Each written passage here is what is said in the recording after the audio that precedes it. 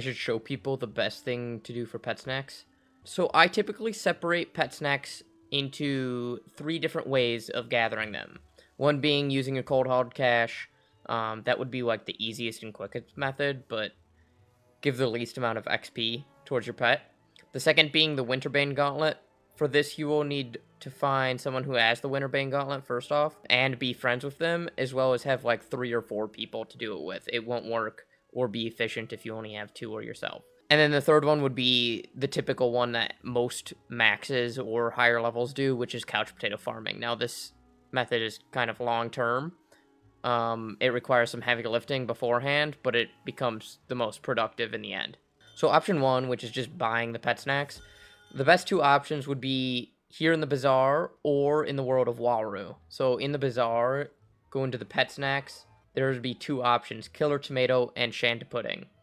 Now, Killer Tomato costs a tiny bit less, but only give about 8 pet XP, where Shanta Puddings are a little bit more expensive, but they give plus 10. For the Wallaru pet snacks, either get someone to port you here if you're too low of a level, or teleport here yourself, and head over to this dude over here named Honey. Here you will find Honey Bombs, which are much more expensive than the Bazaar. They're about 3 times as much as either of those other 2 options, but give a great pet XP per snack. Those 2 options, the Bazaar and this one, are probably going to be your best bet if you need quick, fast snacks that you can just buy with cash.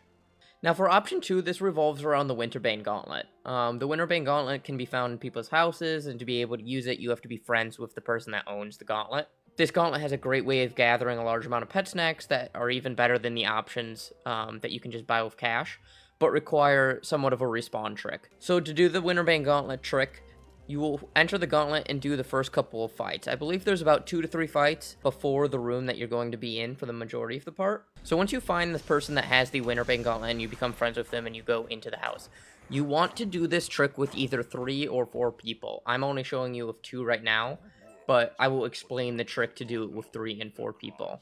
You won't be able to do the respawn trick with just 2. So you will enter the gauntlet and fight through a couple of fights until you get to a large room that has a whole bunch of ingredients in it.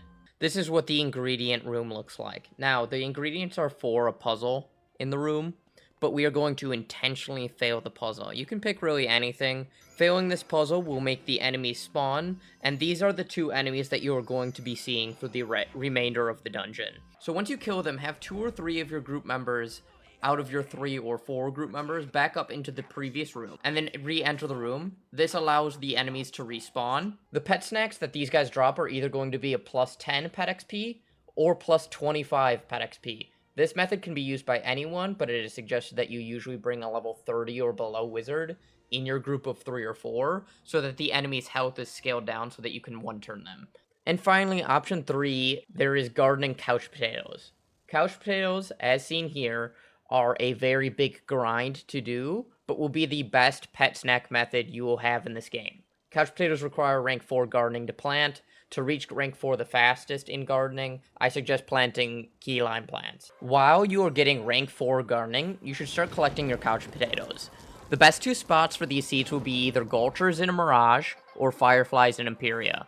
Now, I must warn you, this grind is going to be slightly boring, as it's going to be fighting minions for hours and hours and hours, trying to get a rarely dropped seed, but it is going to be worth it in the long run. For a lower level who does not have these worlds unlocked, I would suggest having someone port you to Mirage, as it is the most popular spot to farm these instead of Imperia, and you will always be able to find people here doing the same thing as you, grinding out trying to get couch potatoes. But if you have a higher level, the Imperia Fireflies actually have a slightly better drop chance of the seed.